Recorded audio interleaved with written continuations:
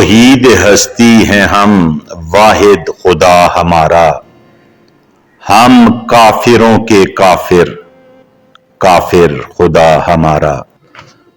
مذکورہ شعر ڈاکٹر علامہ اقبال کی طرف منسوب تو ہے اور ان کے نام سے مشہور بھی ہے، لیکن تحقیق کے مطابق یہ شعر ان کا نہیں۔ ڈاکٹر علامہ اقبال مرحوم کے اشعار کے مجموع کلیات اخبار وغیرہ میں بھی یہ شعر موجود نہیں ہے۔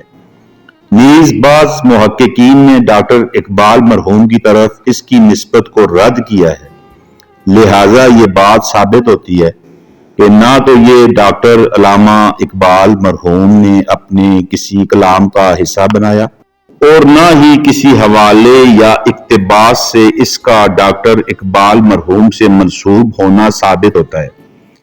اس کے کہنے والے کا کچھ پتہ بھی نہیں کہ یہ شعر کس نے کہا۔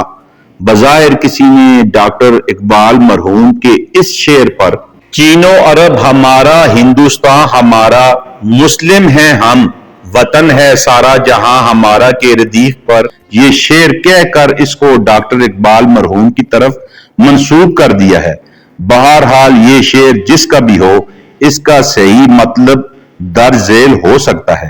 پہلے مصرے توحید ہستی ہیں ہم، واحد خدا ہمارا کا مطلب یہ ہو سکتا ہے کہ ہم یعنی مسلمان ایک قوم ہیں جس کی بنیاد کلمہ پر ہے، اور اس رشتے سے رنگ و نسل کے امتیاز کو مٹا کر ہمیں ایک قوم بنا دیا ہے، جن کا خدا ایک ہے، جو صرف ایک وحدہ لا شریک کو مانتے ہیں۔ دوسری غیر مسلم اقوام کی طرح ہمارے کئی خدا نہیں ہیں، بلکہ ہمارا صرف ایک خدا ہے۔ شعر کے دوسرے مصرے کو دیکھیں تو ہم کافروں کے کافر، کافر خدا ہمارا کا صحیح مطلب یہ ہو سکتا ہے کہ کافر یعنی منکر، جو انکار کرنے والا ہے۔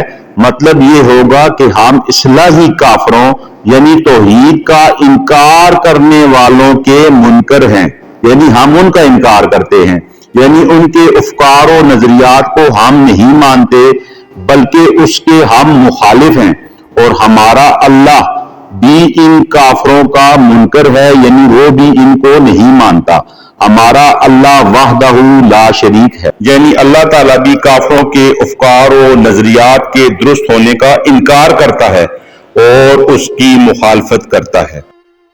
البتہ مذکورہ شعر کے ظاہری الفاظ سے اس کے معنی کا سمجھ آنا عام آدمی کے لیے انتہائی مشکل ہے، اور اس سے غلط معنی کا وہم پیدا ہوتا ہے۔ اس لیے عام عوام کے سامنے اس شعر کو پڑھنے سے اجتناب کرنا چاہیے۔ اللہ پاک عمل کی توفیق عطا فرمائے۔ والسلام۔